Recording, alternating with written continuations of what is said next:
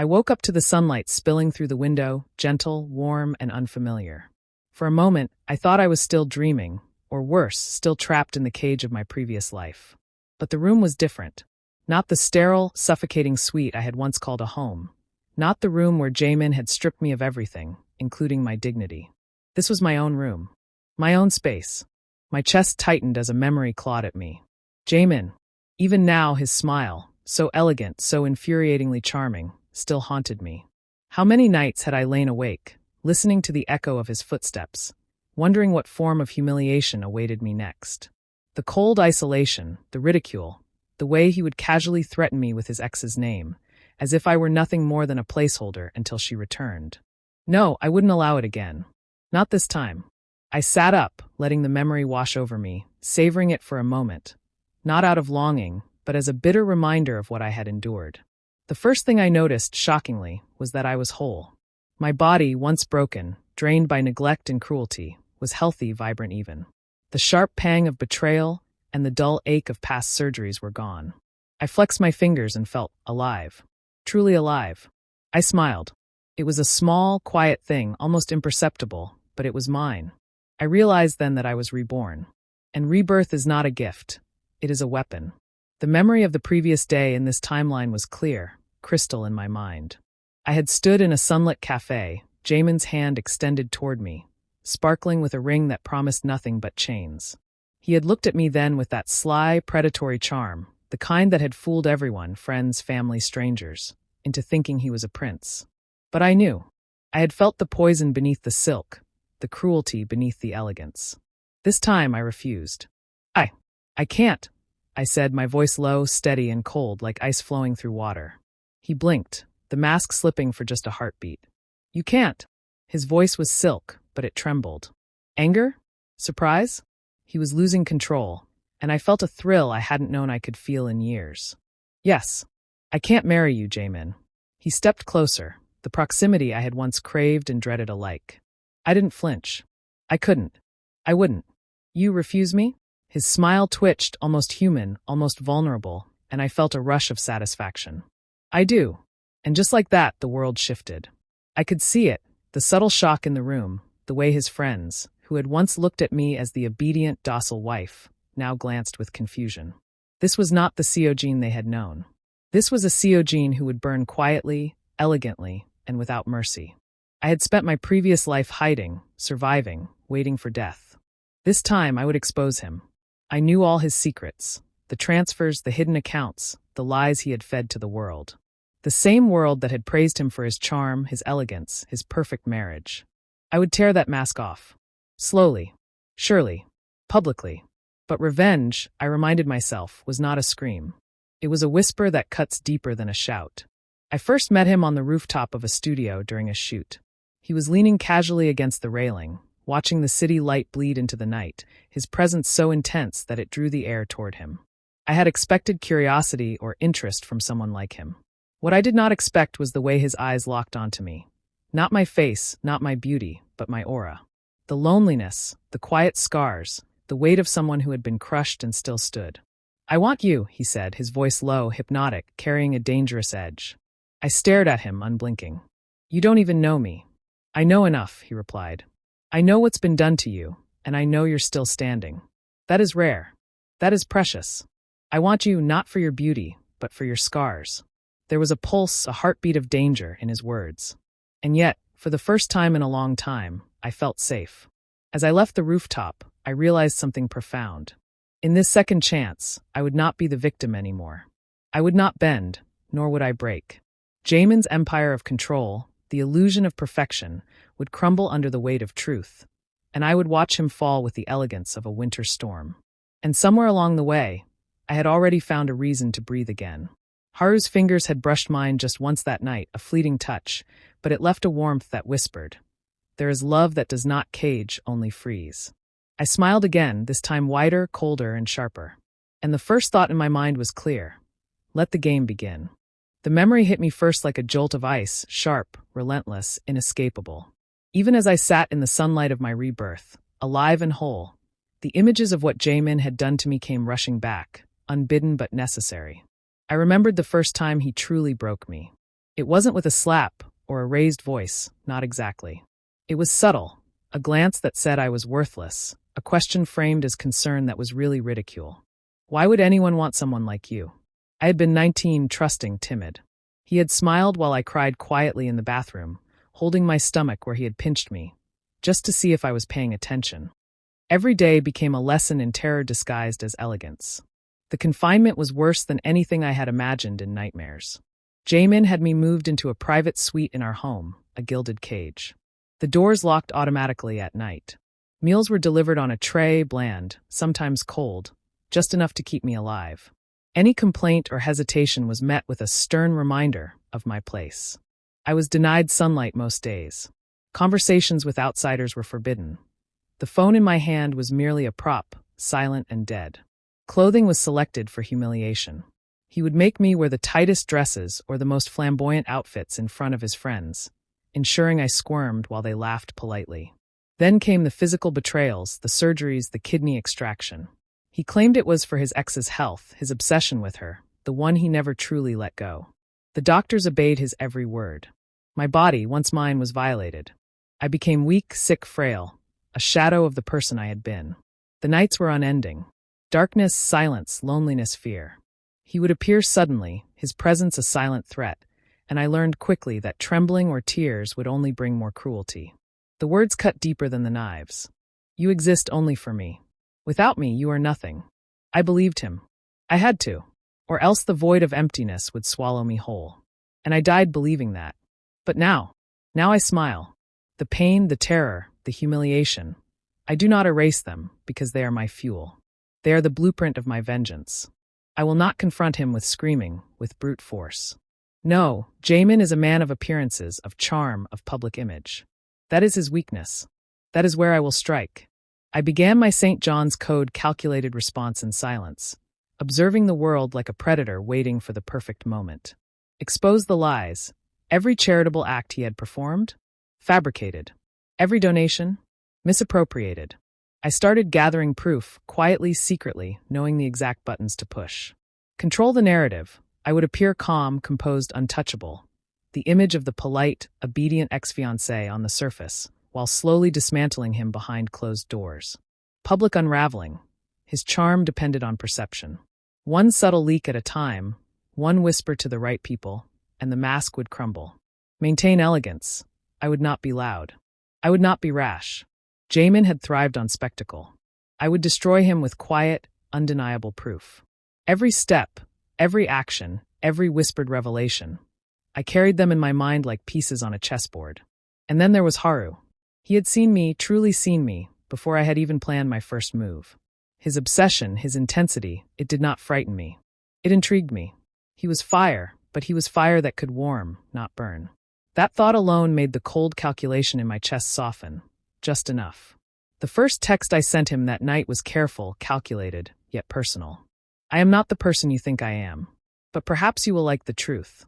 He replied instantly, his words electric. Truth is all I want. Yours, mine, ours.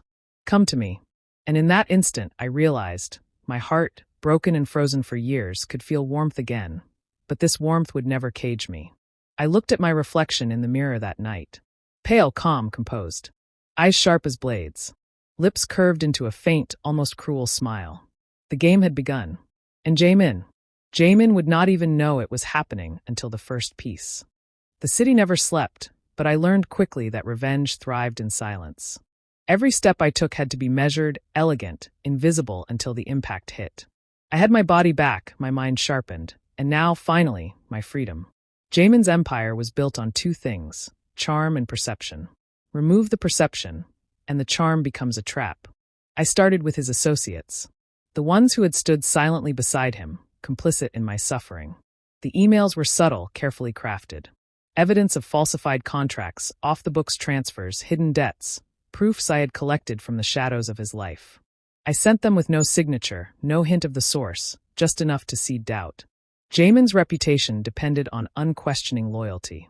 I was about to crack it. The first response came within hours. Whispers, hushed calls, nervous glances. And Jaime? He still smiled. But I saw it. The tiny crease between his brows, the flicker of irritation he tried to hide. That, right there, was my victory. Haru did not wait for permission.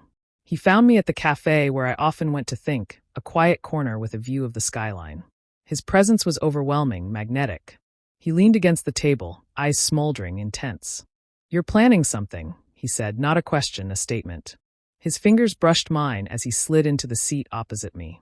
"I am," I admitted. "But it's delicate. I cannot afford mistakes." "You won't make them," he said. His gaze was a mixture of devotion and danger. "And if you do, I'll protect you. Not just from Jaime, but from anything that tries to hurt you again." His words were like fire. Warm, dangerous fire that made the cold calculation in my chest soften just slightly. "You realize obsession can be dangerous?" I asked, arching a brow. "I don't care," he said simply, brushing a stray hair from my face. "I want you, Seojin. Every piece of you. The scars, the plans, the quiet vengeance. I want it all." It was reckless, but I allowed it. Haru's devotion, intense as it was, became a part of my strategy too. If Jamin saw me with someone who adored me unconditionally, someone who was more than he could control, it would sting him more than anything else. I saw him briefly that week. He passed me in the lobby of his office building, that familiar smile stretched across his face. But this time I did not flinch. I did not lower my eyes. "Seojin," he said, voice smooth, dangerous. "I didn't expect to see you here." I smiled, cold and precise. "I exist outside your expectations now." He froze for a fraction of a second, long enough for me to savor the power shift, and then moved on, the mask of charm back in place. But the flicker of panic in his eyes betrayed him. That was all I needed. The first subtle leaks of Jamin's secrets went out quietly as planned. Nothing overt. Just enough to make his closest allies pause, to make the public start noticing inconsistencies. And every time Haru was there. Not in the way that restricted me, but in the way that grounded me. His hands, his presence, his voice, he was the warmth I had never known. I realized, as I brushed against his fingers in the crowded streets, that revenge could be paired with love. That I could strike at a man like Jamin without losing myself. I let myself imagine a future for the first time. No cages, no fear, no pain. Just Haru and me together, unafraid. But first, Jamin had to fall. And I intended to enjoy every quiet, perfect moment of his unraveling. The city never forgives weakness, and Jamin was about to learn that the hard way. I had spent weeks quietly planting the seeds of doubt. Emails, subtle leaks, whispered rumors in the right ears. It was not chaotic, it was surgical. Every ally he trusted, every associate who had once obeyed blindly, began to hesitate. And hesitation is dangerous in a world built on appearances. I watched it unfold from my apartment, the city lights casting long shadows on the walls. Haru sat across from me, feet propped up, his eyes scanning every movement I made with almost feral intensity. "You're beautiful when you plan," he said, voice low, dangerous, admiring. "Cold and untouchable. I've never seen anyone like you." I smiled slightly, but my focus didn't waver. "It's necessary. He taught me that appearances are everything. I'm just using what he taught me against him." Haru leaned forward, resting his chin on his hand. "And me? Where do I fit in this elegant little war of yours?" "You're my shield," I said simply. "The only warmth in a cold battlefield." He blinked, and I saw it, the intensity, the obsession, the longing that had been growing since our first encounter. "I want more than that," he whispered. "I want you fully, and I'll fight anyone who tries to hurt you, past, present, or future." I let a faint laugh escape. Past hurts won't touch me anymore. I'm careful now. Calculated. Untouchable. It happened the next morning. I had orchestrated it perfectly. A subtle leak of his financial discrepancies to one of the journalists who had always admired his charm. The article didn't outright accuse him of wrongdoing. It simply questioned the stability of his empire, highlighted contradictions, and mentioned sources who preferred to remain anonymous. By the time Jamin learned of it, it was too late. The whispers had started, and the cracks had begun to show. I saw him at a gala later that evening. He moved among the guests, smiling as always, but I noticed the stiffness in his movements, the way his eyes darted nervously when someone mentioned numbers he couldn't immediately account for. I felt a flicker of satisfaction. The mask was slipping. And yes, I noticed the sharp pang in his gaze when he caught sight of Haru standing quietly by my side, fingers brushing mine ever so slightly. Haru didn't just watch. He acted. He ensured that every move I made, every step I took, was safe. He approached me when I returned home from meetings, his presence a constant shadow of protection. "You've got enemies who would love to see you stumble," he said one night, voice low, fingers entwining with mine. "I won't let them. And I won't let him, Jaime, touch you again." "I'm untouchable now," I said, letting his fingers hold mine firmly. "He only exists as a problem to solve, not a threat to my life." "You're more than untouchable," he said. "You're dangerous. And I want to be the one standing with you while everyone else falls away." I let myself imagine it. A life not of fear, not of cages, not of cruelty, but love and vengeance side by side. The thought warmed me, even as my heart remained wrapped in the cold steel of my revenge. I realized then that my revenge could no longer be confined to whispers and shadows. It needed a stage, a place where the world could see the cracks I had carefully engineered. I began planning a public exposure. Not humiliating, not chaotic, but devastating in its elegance. I wanted Jaime to maintain the illusion of charm, even as everything he valued collapsed around him. And as I sat with Haru that night, fingers intertwined, I felt a strange sensation. A mixture of anticipation, power, and a budding warmth that was no longer forbidden. The game was no longer in whispers. It was on the stage. And Jaime would never see the end coming. Your one click means the world to me, lovelies. Please subscribe. Our Reborn BL journey never ends. The night was perfect. Perfectly dark, perfectly cold, and perfectly calculated. Everything I had spent months planning, the subtle leaks, the quiet erosion of trust, the exposure of hidden truths, was about to culminate. I sat in my apartment, watching the city lights blink like distant stars, a cup of tea untouched on the table. Haru's presence beside me was steady, unwavering. "You're calm," he whispered, fingers brushing mine. "Even now, when everything you've waited for is about to explode."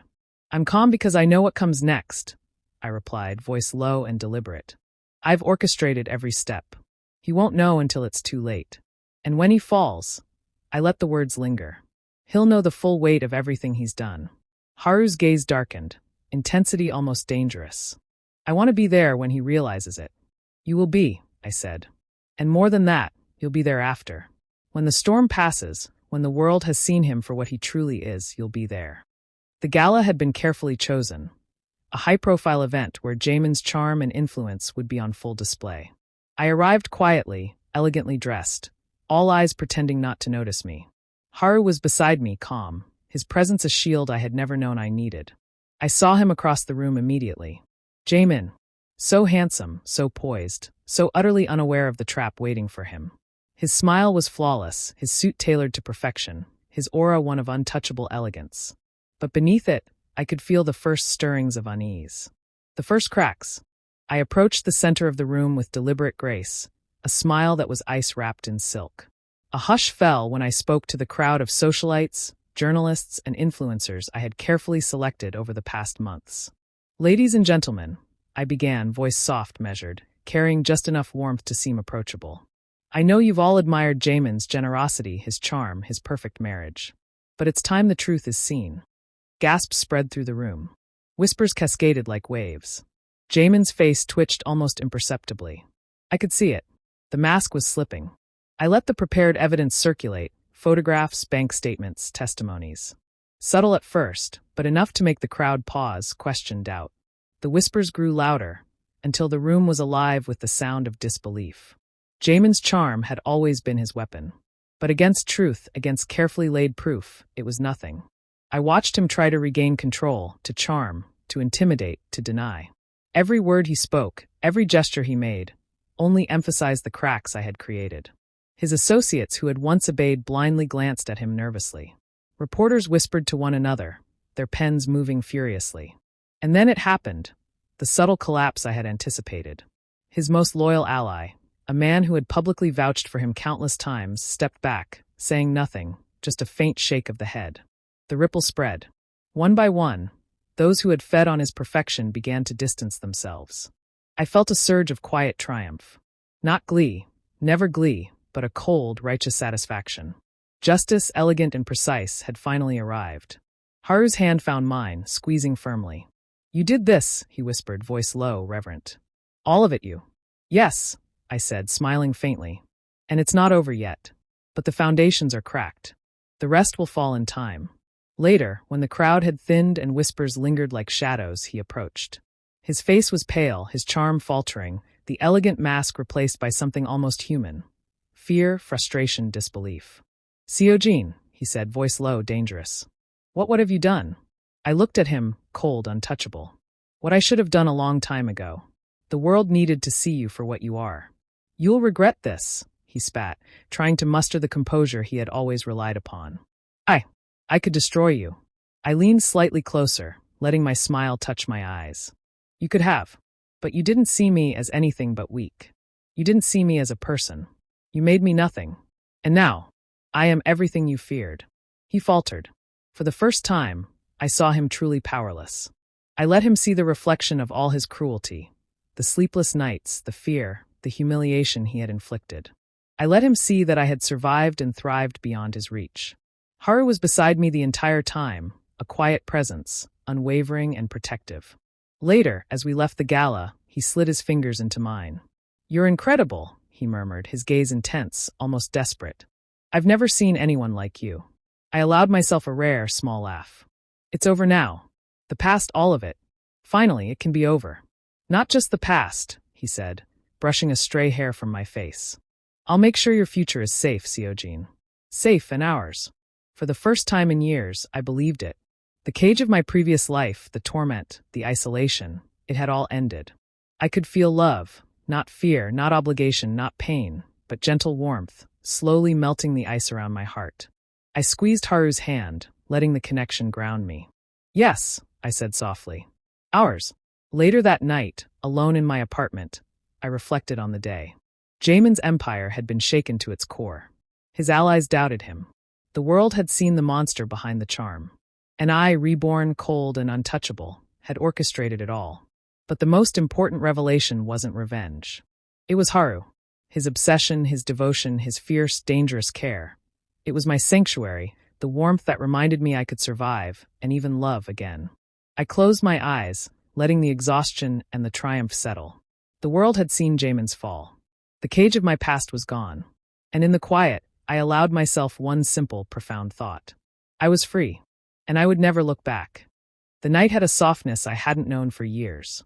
The city outside was alive, but inside the apartment, it was just Haru and me, and the quiet, intimate rhythm of being together without fear.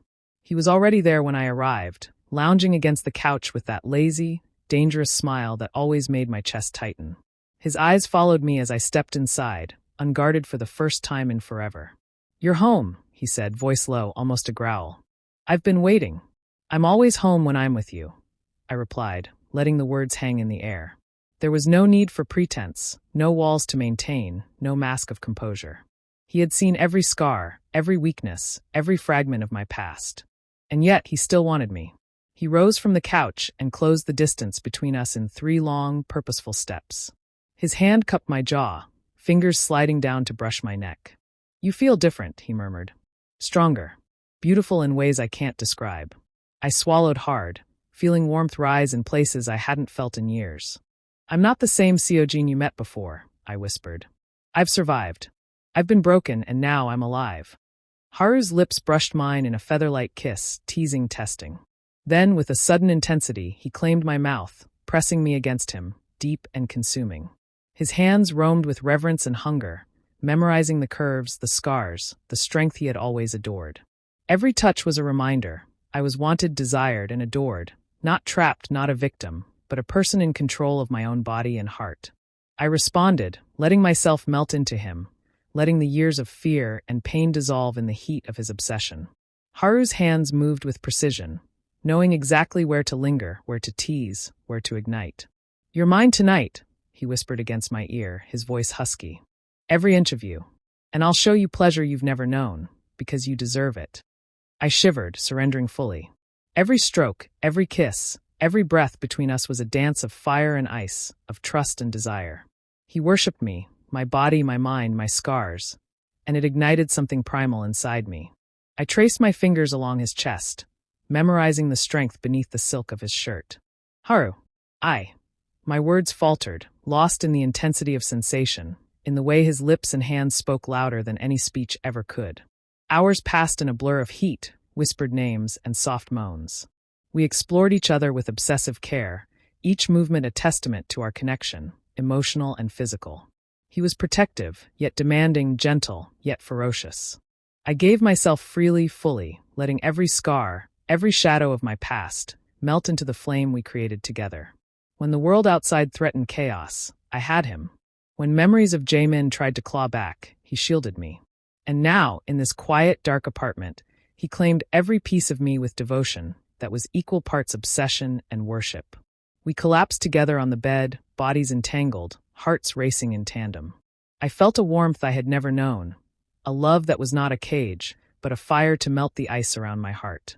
Haru's fingers intertwined with mine, resting on my chest as he whispered, "You're mine, Seojin. Always. Every piece, every scar, every desire." I smiled, exhausted, satiated, and finally free. "And you're mine, Haru. The part of me I never thought I'd find. The warmth I've waited years to feel." The night stretched on, the city outside a distant hum. Inside, it was only us, the heat of passion, and the quiet promise of love that healed every wound. For the first time since my rebirth, I allowed myself to enjoy the aftermath. The soft skin, the lingering touches, the smell of him pressed against me. Revenge had been sweet, satisfying, but this, the gentle, intense obsession of someone who adored me completely, was liberating in ways no vengeance ever could be. I realized, as I drifted toward sleep with Haru's arms wrapped around me, that true power wasn't just taking revenge. True power was choosing love, warmth, and intimacy after surviving the deepest cruelty. And I chose him. The mornings were my favorite. The sunlight spilled across the apartment, warm and unhurried, a quiet contrast to the chaos that had once defined my life. I no longer woke to fear or isolation. I woke to Haru's presence beside me, soft breathing, his fingers brushing mine, and the comforting weight of knowing I was safe. It had been months since Jaime's downfall. His empire crumbled, his allies abandoned him, and the world finally saw the truth I had revealed. I no longer felt the shadow of him haunting my every step. My body, my mind, my spirit, they were finally my own. And I had someone to share it with. Haru was there in the small moments, the quiet victories of life. Morning coffee shared on the balcony, sunlight glinting off his hair as he laughed at some trivial joke. Dinner made together, playful debates over spices and seasonings. Movie nights where we leaned against each other, fingers entwined, hearts calm and steady. He was obsessive, yes, but now his obsession was gentle and warm, protective without being suffocating. I could feel his devotion in every glance, every touch, every whispered promise. And I returned it fully, freely, without fear or hesitation. "Do you remember the first time we met?" I asked one morning, leaning against his chest. He chuckled softly. "How could I forget? You were untouchable, even then. And still you captured me anyway." I smiled, running my fingers along the line of his jaw. "I wasn't untouchable. I just didn't know how to survive, until now." "You survived beautifully," he murmured. "And now you can live beautifully too. With me." For the first time, I could say those words without fear. I am free. Free from Jaime, free from the cage of my past, free from the terror that had defined so much of my life. And love, true, gentle, consuming love, was possible. Haru had shown me that. Not the kind of love that suffocated, manipulated, or demanded perfection, but the kind that nurtured, protected, and celebrated scars as much as beauty. We spent evenings walking through quiet streets, fingers intertwined, hearts sinking in a rhythm that spoke of peace. We laughed without restraint. We shared dreams and plans, building a future together that had nothing to do with fear and everything to do with trust. One night, under the glow of city lights from our balcony, Haru turned to me, eyes intense, fingers clasping mine tightly. "Seojin," he said, voice low and certain, "I promise you this. Whatever comes, whatever storms we face, I'll be here. Always. You and me."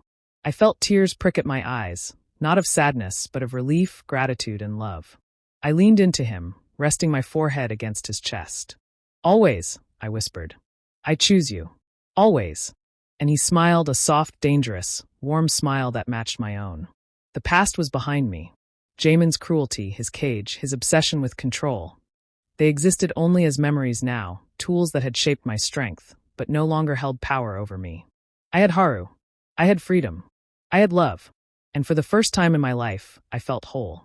We spent the night wrapped in each other's arms, bodies warm, hearts synchronized, whispering dreams and promises for the future. The world outside could wait. Our world, small, perfect, ours was enough. I closed my eyes, breathing in his scent, feeling the steady beat of his heart against mine. The cage was gone. The scars remained, yes, but they were no longer wounds. They were reminders of survival, resilience, and the love that had healed them. And in that moment, I realized the truth I had sought for so long. Happiness was not about forgetting the past. It was about finding someone who made the future worth living for. Haru's fingers intertwined with mine. I squeezed them gently. "Thank you," I whispered. "For what?" he asked, voice gentle, curious. "For showing me love can be gentle. For giving me a life worth living." He smiled, pressing a soft kiss to my forehead. "Always, Seojin. Always." And for the first time in years, I slept without fear, without shadows, without pain. I slept knowing I was loved. I slept knowing I was finally free. And I woke each day, smiling, ready to live the life I had once only dreamed of. The morning sunlight spilled across the apartment, golden and soft, painting everything in warmth. I stirred beneath the sheets, feeling the steady rhythm of Haru's heartbeat beneath his arm draped over me. The scent of him, clean, faintly spicy, completely him, made me smile even before opening my eyes. "Good morning," he murmured, voice still thick with sleep, lips brushing my temple. "Morning," I replied, stretching lazily, letting my hand find his. His fingers intertwined with mine instinctively, as if they had always belonged there. We moved together without words, a silent choreography perfected over months of intimacy, trust, and shared lives. Breakfast was simple: coffee, eggs, and laughter. Haru teased me endlessly about my stubborn preference for a specific way to fry eggs, and I retaliated by flicking a little water at him, earning a playful growl that made my chest ache with warmth. Later, we sat on the balcony, city noise far below, wrapped in a blanket together. Haru rested his head on my shoulder, thumb tracing idle patterns across my hand. "You know," he said after a while, voice low and reflective, "I used to think obsession was dangerous. But with you, it feels like protection. Like home." I leaned into him, closing my eyes. "It's the kind of obsession I never knew I needed. You made me feel safe when no one else could. When I thought I'd never be more than my scars." He pressed a soft kiss to my temple. "And I'll keep proving it to you every day. No cages, no cruelty, only us." The city moved on around us, indifferent to the life we had rebuilt, to the love that had blossomed from darkness.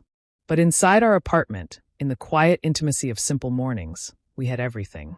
I let my head rest on his chest, feeling the steady beat beneath my ear, and I realized, happiness isn't loud. It isn't explosive. Sometimes it's fingers intertwined, shared warmth, and the freedom to be wholly yourself with someone who adores every piece of you. I squeezed his hand gently. "I love you, Haru. All of you. And I love you, Seojin," he replied, voice husky and full of devotion. "Every scar, every triumph, every quiet morning. All of you." We stayed like that for hours, letting the sunlight wash over us, letting the world outside exist without claiming us. The past was a shadow, distant and powerless. The future stretched before us, bright, warm, and entirely ours.